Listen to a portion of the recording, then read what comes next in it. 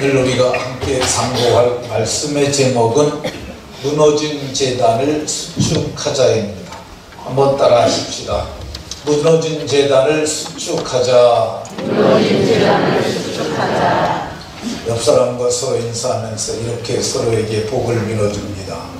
무너진 제단을 수축하는 하나님의 사람들이 다 되시기 바랍니다. 무너진 제단을 수축하는 하나님의 사람들이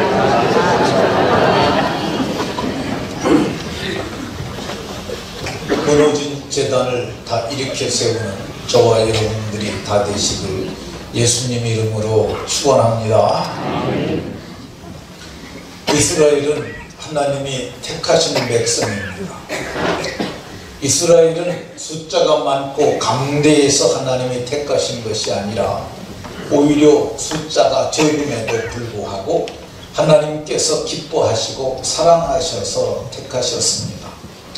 택한 이스라엘이 이스라엘의 노예가 애굽의 노예가 되었을 때 강한 손과 편팔로 애굽을 심판하시고 홍해 바다를 가르시고 저들을 약속의 땅으로 이끌어내셨어요. 하나님께서 종되었던 그들에게 자유를 주시고 젖과 꿀이 흐르는 아름다운 땅을 저들에게 기업으로 주셨어요. 얼마나 기쁘고 감사합니까? 그러니까 감사함으로 기쁨으로 믿음으로 하나님을 잘 섬기며 살아야 했습니다. 그런데 하나님의 택하신 백성, 하나님께서 가장 은혜를 많이 베푸신 백성들에게 기이한 일이 일어나기 시작했어요. 하나님을 섬기기는커녕 금송아지를 섬기는 일이 일어났습니다. 참으로 웃기지 않습니까? 살아계신 하나님을 섬겨야 될 백성들이 사람이 손으로 만든 수공품에다 절하며 섬기는 일이 일어났어요. 어떻게 이런 일이 일어났을까? 이 북이스라엘의 통치자가 됐던 여로보암이라는 사람이 있었는데 자기가 북이스라엘 10지파를 가지고 왕이 되고 나서 보니까 걱정이 하나 생겼어요. 이 성전은 남유다에 있는데 저들이 3대 절기를 지켜야 늘 내려가야 하는데 내려갔다가 저들이 안 올라오게 되면 땅만 있고 백성이 없으면 어찌 나라를 하겠습니까? 그래서 그가 생각을 합니다. 계획을 하고 금송아지 둘을 만들고 하나는 베델에 하나는 단에다가 세우고 백성들에게 이렇게 말했습니다. 뭐로 그렇게 먼 데까지 내려가느냐? 너희를 인도할 신을 내가 만들었는데 너는 이 신들에게 가서 경배하도록 해라. 이 금송아지가 너희를 애굽 땅에서 인도해내신 너희의 신이라 이렇게 말했어요. 그러니까 백성들도 멀리 가지 않아서 좋고 또 가까운 데 있는 눈에 보이는 금으로 만든 형상을 보고 섬기라고 그러니까 보이지 않는 하나님을 섬기는 것보다 좋다고 생각해서 저들이 대를 이어서 대대로 베델과 단에 있는 금송아지를 섬기는 죄에서 떠나지 않았던 것을 볼 수가 있습니다. 근데 이게 끝이 아니에요. 아합이라고 하는 왕이 세워졌는데 그는 기돈왕 엣바알의 딸 이세벨이라고 하는 여자를 데려다가 아내를 삼고 거기서 바알을 섬기기도 했어요. 참으로 기이한 일이죠. 하나님의 이름으로 세워진 왕들이 바알을 섬겨 예배하고 그 엣바알의 딸을 데려다가 자기의 아내를 삼았으니 참으로 이상하지 않습니까? 근데 그가 시집 왔으면 자기 거 다 버리고 남편 섬기는 하나님을 섬기는 게 마땅한데 그는 그리 하지 않았어요. 데려오고 온 몇 명의 선지자들을 자기 밥상에서 밥을 먹였어요. 그리고 선지자들의 수요를 점점 늘려갔어요. 그래서 바알의 선지자와 아세라 선지자를 합쳐서 자기 밥상에서 밥 먹는 자들을 850명까지 길러냈어요. 그리고 나서는 한 걸음 더 나가서 하나님을 믿는 선지자들을 잡아주기 시작했어요. 얼마나 이게 기이한 상입니까? 하나님이 택한 땅에 하나님을 경외하는 하나님의 선지자를 이방 여자가 와가지고 이방신을 섬기면서 하나님의 사람들을 잡아 죽이는, 그 4절에 보면 이세벨이 여호와의 선지자들을 멸할 때 참으로 끔찍한 일이 아닙니까? 하나님께서 진노하셨어요. 그래서 디셉 사람 엘리야라고 하는 사람을 일으켰어요. 그에게 말씀하셨어요. 너는 가서 아합에게 말해라. 근데 아합이, 엘리야라는 사람이 몸이 마른 사람으로 보여집니다. 이 갈멜산에서 기도할 때 보면 그 모습이 머리를 다리가랭이 사이에 넣었다고 그러는데, 제가 이걸 해보니까 저는 도저히 이 자세가 안 나오더라고요. 우리 주수구 집사님의 아들 현소에게 금요기도회 때 이제 또 한 번 나와가지고 여기다 가랭이 쌀다 머리를 넣어라 그랬더니 걔는 되더라고요. 그래서 이게 성경이 거짓말이 아니구나 했는데, 성경은 그 사람이 털이 많은 사람이라고 말을 해요. 그러니까 좀 몸이 마른 사람이고 털이 많고, 그러나 그 눈에는 형형한 안광이 나오는, 그리고 말씀이 권위가 있는 사람이었는데, 그가 아합 왕에게 담대히 나가서 말합니다. 내 말이 있지 아니하면 이스라엘에 비도 내리지 아니하고 이슬도 없으리라. 개역 성경에서는 우로가 있지 아니하리라. 우는 비고 이슬은 로예요. 우로, 이슬로. 그래서 비도 내리지 아니하고 이슬도 내리지 아니하리라고 그랬어요. 근데 그날부터 정말 비도 내리지 아니하고 이슬도 내리지 않았어요. 어떤 일이 일어났겠습니까? 곡물이 자라지 못하죠. 땅에 산물이 없죠. 먹을 게 없죠. 나중에는 마실 물마저도 없었어요. 시냇물마저도, 그리 시냇가도 다 시냇물마저도 말라버렸다고 합니다. 얼마나 비참합니까? 짐승이 목말라서 나중에는 기진하여 쓰러지죠. 그리고 사람들도 물을 찾아다닙니다. 이게 3년이나 계속됐다고 합니다. 그러니까 나중에 왕의 대신 오바댜를 불러서 이렇게 일합니다. 우리 물을 좀 찾아가 보자. 이러다 왕궁에서 기르는 짐승마저들도 다 죽고 말게 되겠다. 그래서 마술과 노새를 살리기 위해서 우리 물을 찾아가자. 이렇게 얘기합니다. 참으로 비참한 지경에, 기근으로 말미암아 비참한 지경에 이르게 됐던 것을 볼 수가 있습니다. 근데 오늘날에도 이렇게 비참한 나라가 있습니다. 기근으로 말미암아서 비참해진 나라가 있어요. 어디입니까? 북한이죠. 북한이 그런 나라입니다. 우리나라 북한은 복음이 북한부터 먼저 들어왔고, 정말 하나님께서 은혜를 물붓듯이 부어줬던 그런 도성이었습니다. 그래서 북한의 평양을 일컬어서 제2의 에루살렘이라고까지 말했어요. 1907년도에 대한민국의 대부흥이 시작됐었는데 그 진원지가 바로 평양이었습니다. 그러니까 이 평양은 하나님께서 말할 수 없는 은혜를 베푸셨던 곳이었습니다. 평양의 부흥의 역사를 말하려면 무척 길어지니까 그냥 길선주라고 하는 한 사람을 통해서 제가 얘기하도록 하겠습니다. 이분은 일찍이 종교에 관심을 가지고 있던 차에 기독교를 접하고 예수님을 믿습니다. 그리고 1903년도에 저가 장대현 교회의 장로로 피택을 됩니다. 장대현 교회는 적은 교회가 아니에요. 엄청나게 꽤 큰 교회였습니다.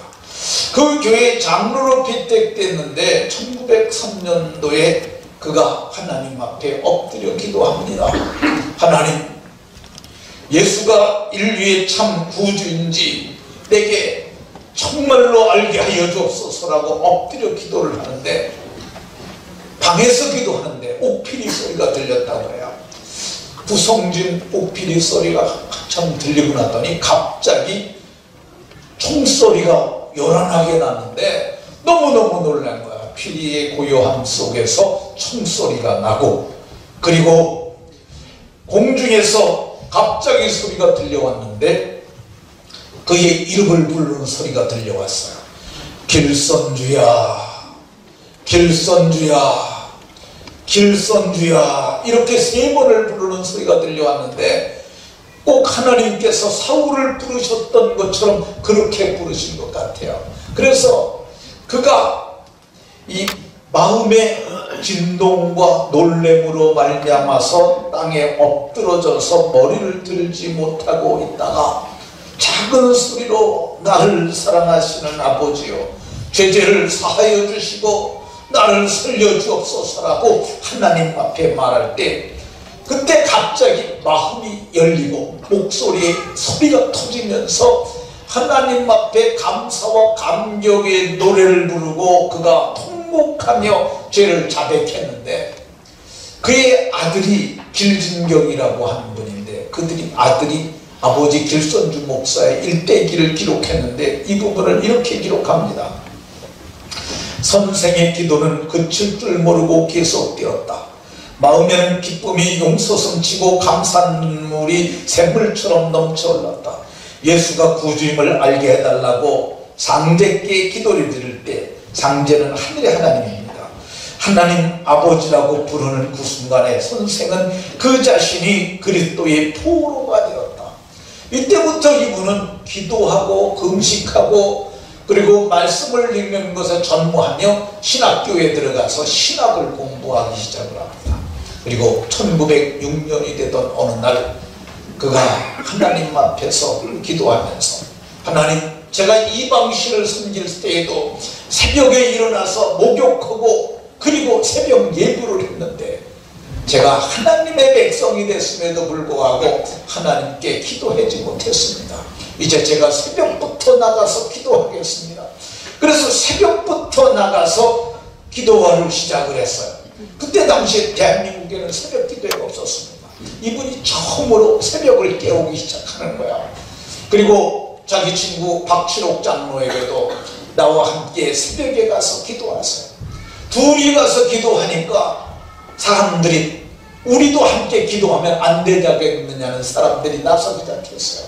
그래서 정식으로 당회의 허가를 받아가지고 그때부터 새벽에 저들이 모여서 찬송을 부르고 말씀을 듣고 그리고 부르짖어 기도하기 시작했습니다. 근데 수가 10명이 넘어가고 50명이 넘어가고 100명이 넘어가고 200명이 넘어가고 400명이 넘어가고 500명까지나 새벽 기도에 수많은 사람들이 나와서 각양 은사와 은혜를 입게 되었습니다. 그 이듬해에 평양 장대현교회에서 부흥회를 하는데 성령께서 물붓듯이 은혜를 부어주시는데 이 길선주 장로에게 회개하라는 감동이 왔어요. 근데 그에게 생각난 죄가 3가지가 있었어요. 근데 자기는 차마 이걸 말할 수 없었어요. 왜 그러느냐면 자기는 이제 6개월만 있으면은 신학교 졸업 맞고 최초의 한국교회 7인의 목사 중에 한 사람으로 장립을 될 터인데 현재는 장대교회 신우장로인데 어떻게 이 쟁피하게 죄를 나가서 말하느냐. 죄를 말할 수 없다고 신음을 하고 있는 거죠. 내 성령께서 강권하시니까 말씀이 끝날 쯤에 손을 들고 목사님 제가 제 죄를 자복할 게 있습니다. 허락을 해 주시겠습니까? 그래서 비틀비틀 걸어 나와 가지고 이렇게 말합니다. 나는 내 형제를 질시했습니다. 질투하고 시기했다 그러면서 그 사건들을 털어놨어요. 또 울면서 얘기를 했어요. 나는 방위양 선교사를 미워했습니다. 그 미워했던 얘기를 또 했어요. 근데 사람들이 다 그 얘기를 듣고니까 나도 미워했고 나도 질투하고 시기하고 근데 거기다 한 걸음 더 나가서 이렇게 말했습니다. 나는 아간 같은 죄인입니다. 아간은 아주 못된 죄를 저지른 사람이잖아요. 내가 이 죄를 자복할 수밖에 없도록 성령께서 내게 감동하시도록 내가 지금 이 자리에서 말하고 있습니다. 1년 전에 내 친구가 죽으면서 자기 재산의 정리를 부탁했는데 재산을 정리하다 아무도 모를 돈 100달러가 있어서 이와 100달러를 내가 착복을 했습니다. 내가 하나님 앞에 회개하고 여러 증인들 앞에서 회개하고 내가 내일 이 돈을 다시 갖다가 미망인에게 줄 것입니다. 그러면서 하나님 앞에 회개를 마치고 그가 거기서 통곡을 했는데 그 통곡이 얼마나 심했었느냐 하면은 아들 길진경에 의하면은 보기에 비참할 정도로 바닥에 굴러다니면서 회개를 했다고 얘기를 합니다. 그의 기도 소리를 들으면서 온 교회가 자기들의 가슴을 치면서 나도 죄인이여 나도 죄인이여 하면서 모두가 회개를 했는데 영국의 데일리 기자가 그 광경을 취재를 하고 지옥의 뚜껑을 열어놓은 것처럼 더러운 죄악들이 다 쏟아져 나왔고 그 회개한 심령들에게 하나님께서 성령을 물붓듯이 부어주셨다고 이렇게 얘기를 합니다. 그래서 평양으로부터 대한민국의 대부흥이 일어나기 시작을 했어요. 놀라운 하나님의 역사로 말미암아 부흥이 그렇게 시작이 됐고 그렇게 부흥이 계속 불길처럼 타올랐습니다. 이북에 고향을 두셨던 김희작이라는 총신대 교수가 계셨어요. 음악을 담당하는 교수입니다.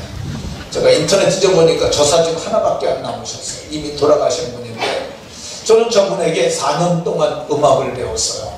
제가 재능이 별로 없어서 저분이 가르쳐준 것을 그냥 귀로만 듣고 몸에는 익히지 못했는데 다양한 것을 다 배웠어요. 4년 동안 지휘까지 다 배웠는데 김희작 교수님이 이런 얘기를 했어요. 우리 아버지하고 어머니는 건어물 장사를 했는데 아침에 일찍 장보러 나가기 때문에 자기 동생하고 자기들이 일어나서 밥 먹고 학교를 갔다는 거예요. 근데 어느 날인데 눈을 떠보니까 햇빛이 방 안에까지 들어왔다는 거예요. 그러니까 아이고 학교 늦었다 그러면서 동생을 깨워가지고 밥 먹고 가기에 늦었으니까 빨리 가자고 가방을 먹고 막 뛰어가는데 가다가 보니까 길거리가 이상하더래요. 사람이 없고 상점이 하나도 열지를 않았더라는 거야. 그걸 철시라고 그럽니다. 철시. 그래서 끝까지 달려가다가 동생에게 야 근데 왜 오늘 이렇게 문을 안 열었지? 그러니까 동생이 형 오늘 주일인가 봐. 그래서 보니까 주일이더라는 거야. 돌아오면서 보는데 평양이 철지를 할 정도로 그때는 온전히 주의를 지키면서 그들이 하나님 앞에 거룩하게 살았다는 것입니다. 그런데 그 도성에 일제가 압박을 가해왔습니다. 박해를 시작을 했어요. 그러면서 신사참배를 강요했습니다. 그거를 이겼어야 했어요. 근데 감리교가 먼저 항복했습니다. 양주삼 감독, 목사님을 그쪽엔 감독, 그 교회를 통치하는 제도에 따라서 감독이라고도 불러요. 근데 양주삼 감독이 항복하고 감리교는 이제 국민의식이기 때문에 신사참배를 하도록 하겠다고 발표를 했어요. 그리고 장로교가 끝까지 버텼는데 장로교가 1938년 2월 달에 봄노회 때 가장 큰 통북노회가 신사참배를 결의를 합니다. 그리고 가을노회 때 27회 노회인데 38년 9월에 27회 총회에서 홍택기 총회장은 23개 노회 중 17개 노회의 찬성으로 평양 평서 안주노회에서 상정한 신사참배 제안권을 채용하기로 총회적으로 결의를 해버립니다. 신사참배가 결의된 거예요. 그러니까 제2의 예루살렘이라는 곳에서 신사참배가 결의됐어요. 그때부터 우상숭배가 시작됐어요. 하나님이 가장 싫어하는 거 우상숭배잖아요. 근데 우상숭배하던 일제가 망하고 말입니다. 일제가 퇴각하고 났는데 신사참배 결의했던 그곳에 그거보다 일제보다 더 무서운 게 하나 들어왔는데 공산주의가 들어왔습니다. 공산주의는 무신론을 기초로 합니다. 그래서 교회를 핍박하고 박해하고 그리고 점점 압박하다가 나중에는 그리스도인들을 몰수하게 수많은 사람들을 총으로 칼로 각양의 방법으로 죽이는 비극이 일어났어요. 그리고 그 후에 남북상전에 비극이 일어납니다. 6.25를 통해서 수많은 사람들이 죽습니다. 그리고 그들이 하나님 없는 나라를 만들어 왔는데, 세계에서 지도를 놓고 보면은 남한과 북한은 밤중에 보게 되면 거길 깜깜하고 우리는 화납니다. 남한은 그쪽은 하나님이 없다고 그러고 여기는 하나님이 있다고 그러는데, 남한은 세계 10대 경제 대국이 됐는데 북한은 하나님이 없다고 그러는 그 나라, 그 땅은 세계에서 최빈국이 되도록 하나님께서 두 개를 비교를 시켜 놓으셨어요. 그리고 1990년대 백과사전에는 고난의 대행군이라고 나오기도 하고, 그리고 이 공화국의 기근이라고도 기록되어 있는데, 일반적으로 말할 때는 300만 명이 기근으로 말미암아 굶어 죽었다고 해요. 김준호 목사가 한 얘기입니다. 북한을 가가지고 북한 농장 하다가 말고 지 인민도 못 먹여 살리는 그런 사상을 우리가 받을 이유가 하나도 없다. 그냥 원래 굉장한 자폐했었어요. 근데 확 돌아서 버렸어요. 지 백성도 못 먹여 살리는 이 나라, 이거 존재할 이유가 없다고 그랬어요. 정확한 통계인지는 모르겠습니다만은 백과사전에서 33만 명의 아사자가 생겼다고 그래요. 양주시가 20만 명 되는데, 양주시가 여러분들 보게 되면 여기만 양주가 아니라 저쪽에 그 연천 밑에까지가 다 양주예요. 여기 22만 명 정도가 지금 살고 있습니다. 그러니까 이렇게 여기 있는 사람 몽졸이 다 죽은 것 같은 사람들이 다 굶어 죽은 거예요. 신사참배가 되어 교육이었던 그곳에서 지금은 어떤 일이 이루어지고 있습니까? 원자폭탄을 만들고 수소폭탄을 만들고, 그리고 생화학 무기를 만들어서 우리를 위협하고 받는 그 일이 일어나고 있습니다. 북한은 지금도 기근의 도성입니다. 요즘에는 아직 아사자가 발생했다는 얘기는 없지만 꽃제비가 돌아다닌다는 얘기를 또 듣습니다. 그러면 어떻게 다시 회복할 수 있을까? 어떻게 다시 회복될 수 있을까? 오늘 성경을 보게 되면 엘리야 시대에는 하나님께서 무너진 제단을 수축할 믿음의 사람을 세웠어요. 그 사람이 엘리야입니다. 그가 아합을 찾아갑니다. 이제 하나님께서 비를 내리시겠다고 말씀하셨습니다. 그런데 비를 내리시기 전에 어떤 존재가 참 하나님인지, 당신의 아내에게 있는 이세벨의 성에서 떡을 먹는 바알의 선지자와 아세라 선지자 850명을 갈멜산으로 부르시고, 그리고 유력한 백성들을 다 갈멜산으로 불러서 어떤 신이 참 하나님인지 증명하고 하나님께서 비를 내리실 것이라고 말했어요. 이제 갈멜산에 바알의 선지자가 섰고 이쪽엔 아세라 선지자가 섰습니다. 엘리야가 이렇게 말합니다. 백성들을 향하여 바알이 하나님이면 저쪽으로 가고 여호와가 하나님이면 내 쪽으로 오라고 얘기를 합니다. 모두가 머뭇머뭇하고 오지를 않고 그러고 있어요. 그러니까 엘리야가 불로 증명하자고 얘기를 합니다. 송아지 2마리를 갖다 잡고, 바알 선지자들도 제단 쌓고 나무를 벌려놓고 그 위에 번제단 위에다가 송아지 잡아 올려놓고, 나도 돌단 쌓고 번제 쓸 나무를 벌려놓고 위에 송아지 올려놓고, 불은 붙이지 말자. 위에서 불이 내려와서, 기도에서 불이 내려와서 제단과 제물을 사르는 그쪽이 참 하나님으로 우리 인정하자고 얘기를 합니다. 근데 모두가 좋다고 그래요. 백성이 좋다고 그러니까 바알의 선지자도 다 좋다고 그랬고, 그래서 이제 먼저 그 사람들이 제단을 쌓고 나무를 올려놓고 송아지를 올려놓고 부르짖습니다. 바알이여 바알이여 불로 응답하소서. 바알이여 바알이여 불로 응답하소서. 아침부터 낮까지 바알의 이름을 부르면서 응답을 구했지만 하늘에서 불은 내려오지 않았어요. 엘리야가 말합니다. 큰 소리로 불러봐라. 신인즉 묵상하고 있는지 어찌 알겠느냐. 그가 잠깐 외출했는지 어찌 알겠느냐. 그가 길을 가고 있는지 어찌 알겠느냐. 그가 잠이 들었으면 너희가 큰 소리로 깨워야 할 것이 아니냐. 더욱 소리질러 외치라고 얘기를 했어요. 근데 하늘에서 불이 안 내려왔어요. 그러니까 바알의 선지자와 아세라 선지자들이 자기의 옷을 찢고 그릇 깨진 걸 가지고 자기 몸을 상하면서 부러지었어요. 저녁 소제 드릴 시간이 다 되어도 하늘에서 불은 내려오지 않았어요. 엘리야가 백성들을 불렀습니다.